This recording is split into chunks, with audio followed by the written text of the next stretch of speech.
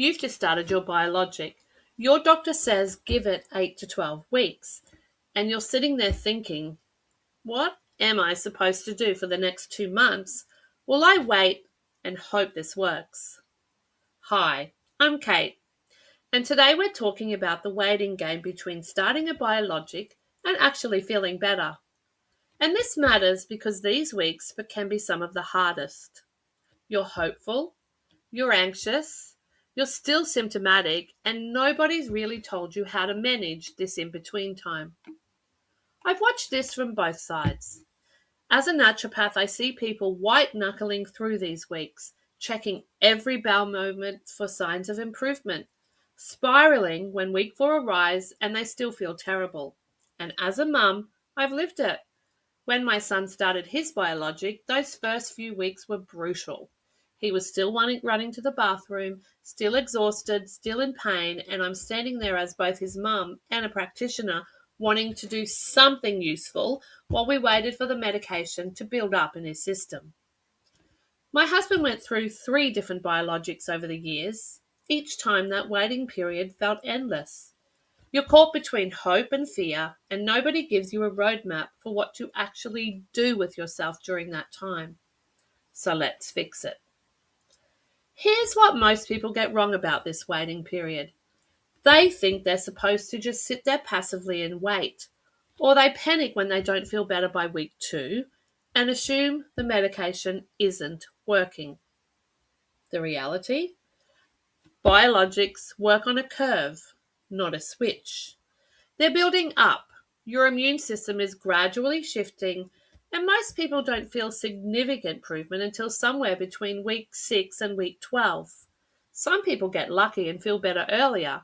Some take the full 12 weeks, or some even take a bit longer.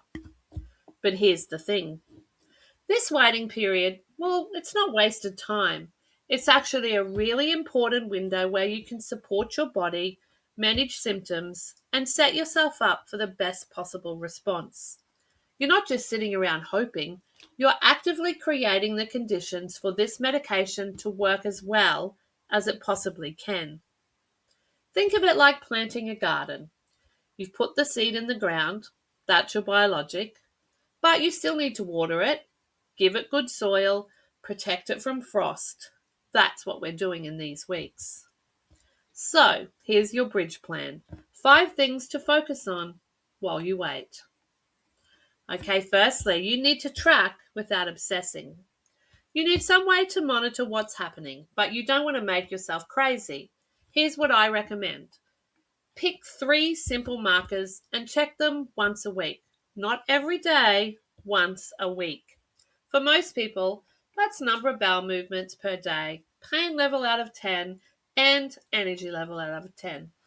Every Sunday morning, write those 3 numbers down. That's it. You're creating a simple trend line without turning it into a full-time data analysis. When my son was waiting for his biologic to kick in, we did it every Saturday morning, just 3 numbers. And around week 7, we could actually see the line starting to shift downward on bowel movements, upward on energy. That visual proof kept him going when he was losing hope.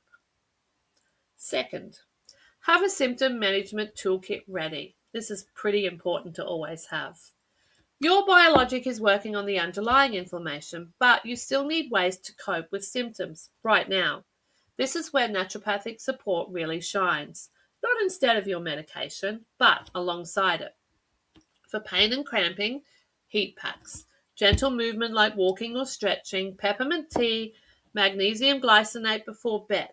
For urgency and frequent bathroom trips, soluble fiber like psyllium, slippery elm powder, staying close to bathrooms without letting that stop you living. For fatigue, strategic rest, iron levels checked if you're anemic, B12 support, gentle protein throughout the day. None of this is treating the Crohn's. Your biologic is doing that. This is just making you more comfortable while you wait.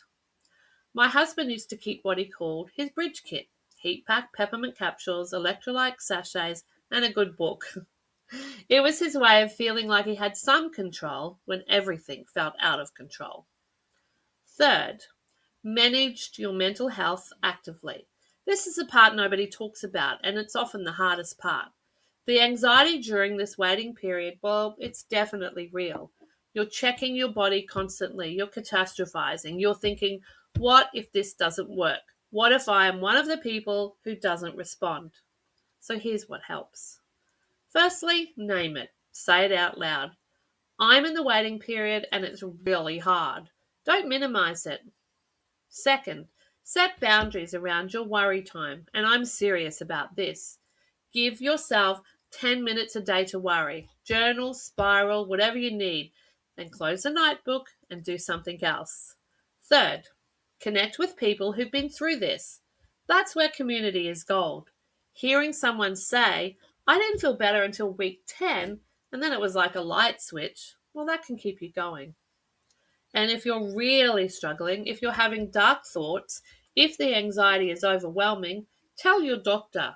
There's no medal for suffering through this alone. And remember, as we've discussed before, they should be doing a mental health check every appointment. Fourth, eat to support, not to cure. People get really confused about food during this time. They think if they just eat perfectly, maybe they won't need the biologic. Or they're so restrictive they're barely eating anything, which actually makes everything worse. Here's the sane approach. Eat foods that don't make your symptoms worse right now. That's usually going to be low residue, easy to digest foods. Think white rice, cooked veggies without skin, lean protein, smooth nut butters, ripe bananas. You're not trying to heal your gut with food right now, you're just trying to not irritate it further while the biologic does its job. Stay hydrated, get enough protein.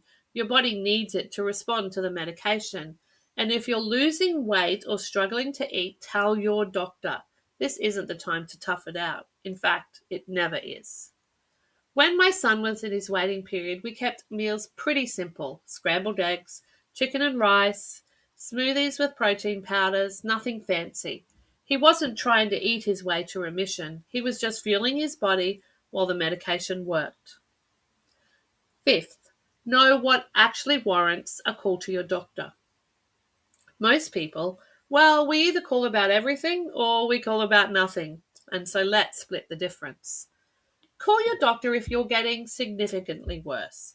You develop new symptoms like a fever or severe abdominal pain. You're losing a lot of weight quickly. You're seeing a lot of blood, or you just feel like something is really wrong. Trust your gut on that last one. Don't call because you're not better yet at week 3. That's expected. Don't call because you had one bad day. Well, that's normal too. But do call if you're genuinely concerned. Your doctor would rather hear from you and reassure you than have you suffer in silence or end up in the emergency. And here's something most people don't know. Some doctors will do an inflammatory marker check around week 6 or 8, things like CRP or fecal calprotectin, just to see if the biologic is starting to work, even if you don't feel better yet. Sometimes those numbers improve before your symptoms do, and that can be really reassuring. Ask if that's an option. So, where does this leave you? Instead of just white-knuckling through these weeks, you've got a plan. You're tracking without obsessing, you're managing symptoms, you're looking after your mental health, you're eating sensibly, and you know when to reach out for help. And let's be clear, that doesn't make the waiting easy. It's still hard, but it makes it manageable. And when you get to week 8 or 10 or 12 and you realize you're actually feeling better, then you're not running to the bathroom as much, that you've got more energy and the pain is backing off. You know you did everything you could to support that outcome. My son, he's in deep remission now. My husband has been flare-free for 20 years. They both had to go through this waiting game, and they both came out the other side. And you can too. If this helped, share it with someone who's in their own waiting period right now. They definitely need to hear this.